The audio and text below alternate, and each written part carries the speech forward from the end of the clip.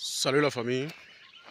Lorsque vous voulez faire un projet à distance, vous savez, ce n'est pas facile de réussir un projet à distance. Donc, ce que nous vous recommandons vraiment de faire, c'est quoi?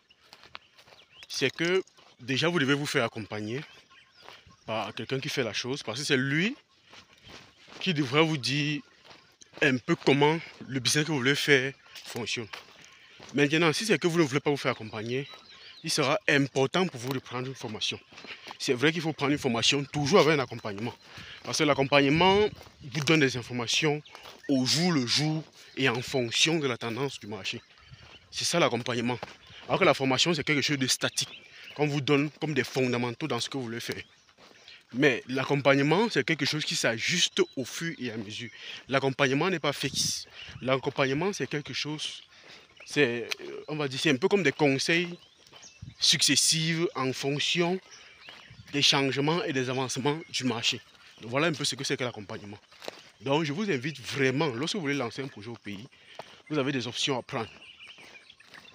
Soit vous devez vous faire former, puisque la formation va vous donner des bases qui va vous permettre de savoir comment le projet doit fonctionner réellement.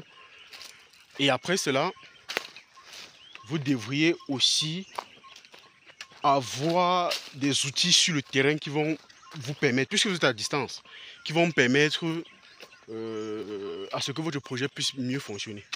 Donc, je prends un exemple. Si vous êtes par exemple à l'étranger, il serait vraiment bien pour vous de mettre même des caméras de surveillance dans votre ferme. Les caméras de surveillance vont permettre à ce que quand les collaborateurs veulent faire un travail, que vous connaissiez à quelle heure ils ont fait le travail. Et les caméras vont vous donner un peu, on va dire quoi, un approximatif au moins à 50%. Un approximatif au moins à 50%. Donc si vous partez, vous faites un projet et que vous n'êtes pas sur place, et que vous ne mettez même pas un moyen de contrôle, comment voulez-vous que le projet avance? Vous savez, les hommes de nature sont des personnes qui aiment qu'on les contrôle, de nature. Donc ça ne doit pas être une frustration pour vous de les contrôler. Les hommes de nature aiment le contrôle, ou alors ils travaillent mieux sous le contrôle. Un serpent. Un serpent. Comme nous sommes en pleine brousse, je vois un serpent qui a faufilé très rapidement là. Il est déjà parti. Bon, je disais tantôt que il est très important de mettre un système ou un moyen sur pied qui va permettre à vos collaborateurs vraiment de faire le travail. Ou alors qui va les pousser à bien faire le travail. Parce que si vous mettez les caméras de surveillance, déjà ils savent que H24 vous les observez. H24, vous savez à peu près ce qu'ils sont en train de faire. Et ça va les pousser à faire vraiment le travail. Sinon, si vous ne pouvez pas mettre les caméras de surveillance, vous pouvez faire des visites inopinées à la ferme. Ou alors avoir des personnes qui peuvent faire des visites inopinées à la ferme. Et ces personnes doivent, pour la bonne manière, ces personnes doivent avoir des connaissances sur le projet que vous voulez faire.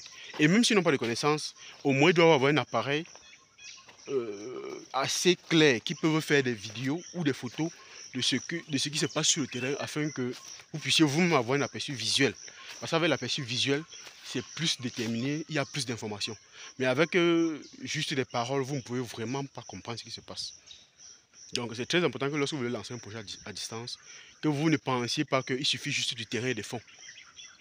Il ne suffit pas juste du terrain et des fonds. Il suffit du terrain, des fonds, des collaborateurs conscients et un moyen de contrôle. Il faut 4 choses à la fois pour qu'un business puisse au moins réussir à 70% ou 80%. Donc imaginez-vous. Il faut bien sûr le capital, il faut bien sûr un espace, il faut bien sûr des collaborateurs conscients, mais en plus de tout ça, il faut un système de contrôle de ces collaborateurs-là. Alors un système de mesure pour qu'on puisse avoir exactement ce qui se passe sur le site. Ou alors qu'on puisse avoir un système de mesure. Donc, qu'est-ce qui s'est passé? Est-ce que c'est bien? Est-ce que ce n'est pas bien? Et dans les prochains jours, comment on peut faire pour améliorer? Comment on peut faire pour faire en sorte que les choses fonctionnent mieux? Donc voilà un peu ce qui se passe. Donc voilà un peu ce qui se passe. Donc je vous invite vraiment, lorsque vous voulez lancer un projet, surtout à distance, de vraiment pouvoir prévoir un système ou un moyen de contrôle. C'est très important. Nous sommes ici dans un site au niveau de Baganté. Nous sommes là pour faire une visite inopinée. Nous avons déjà fait d'autres visites ici. Maintenant, nous sommes là pour faire une visite inopinée de manière à voir si les consignes de la dernière fois ont été respectées ou alors sont en train de s'améliorer. Et par notre constat, nous voyons bien que rien n'a été fait sur le site. Rien n'a été fait, disons, pour améliorer les consignes qu'on avait données la dernière fois. Vous savez, nous sommes plus centrés dans l'élevage. Et lorsqu'on fait de l'élevage, bien sûr que l'élevage est plus rentable. Disons, en termes de superficie, l'élevage est plus rentable que l'agriculture sur une petite superficie.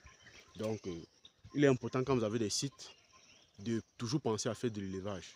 Maintenant, lorsque vous faites des sites et que vous pensez à l'élevage, il faudra aussi avoir des collaborateurs conscients, travailleurs, qui peuvent vraiment assumer ces fonctions-là. Donc, vous pouvez voir le site. Donc, ici aussi, il y a de l'apiculture. Je ne sais pas si vous voyez. Il y a de l'apiculture aussi.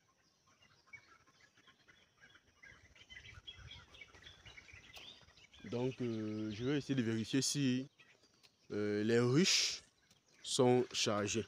Je vais essayer de les vérifier. Mais je vais d'abord arrêter la vidéo parce qu'on ne sait jamais. Je ne sais pas si vous les voyez là derrière moi. Donc, je vais essayer de faire des vérifications. Mais je suis obligé d'arrêter la vidéo parce que si ça commence, si la guerre commence là, il n'y aura même pas le temps de filmer. Donc, à tout de suite. Était fini là. Il a écrit à la formule adaptée. Il m'a dit oui. Et seulement resté, on m'a dit que voilà.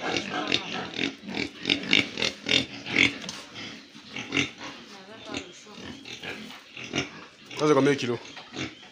Et la totalité de l'aliment c'est combien de kilos?